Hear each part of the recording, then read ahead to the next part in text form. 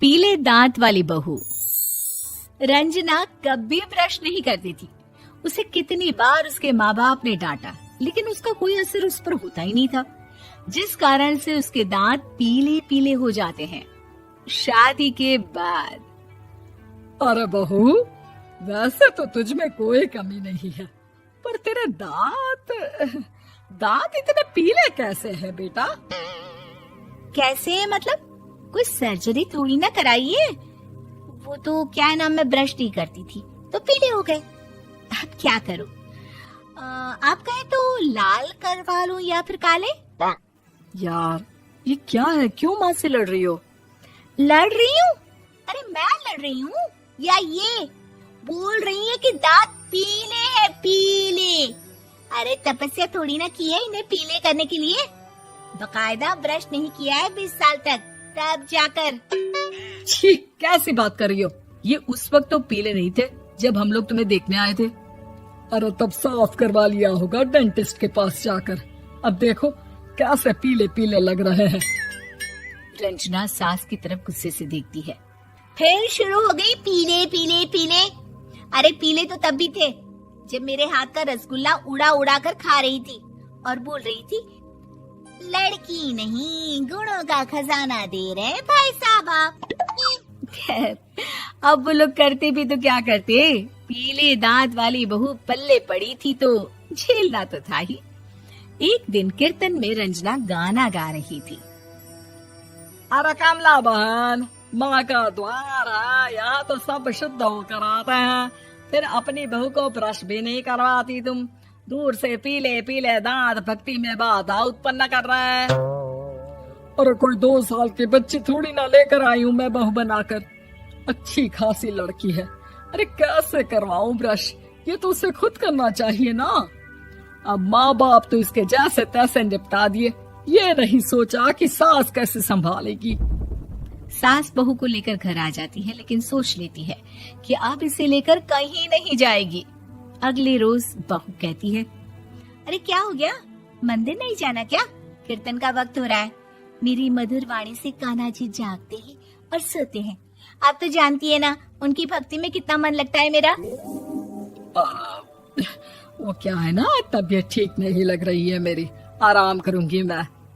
तबीयत ठीक नहीं लग रही? अभी तो मिथुन के गाने पर नाच रही थी आप, और अब बोल रही है कि तबीयत ठीक नहीं लग रही।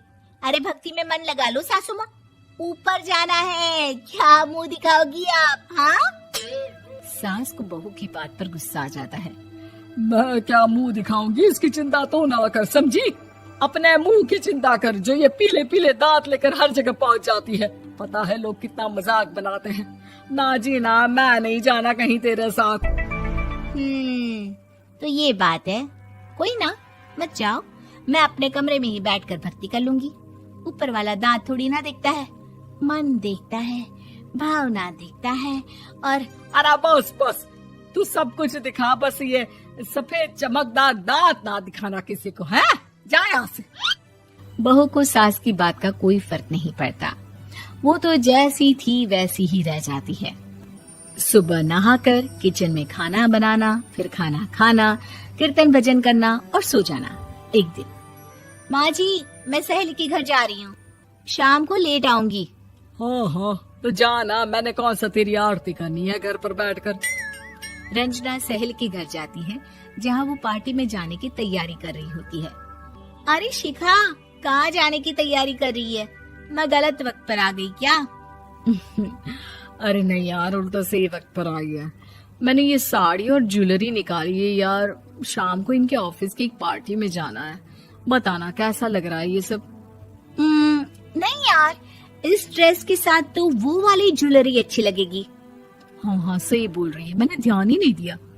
वैसे तो हमेशा से मस्त फैशन सेंस रखती है। तो बड़ा जाती होगी ना पति के साथ पार्टी में।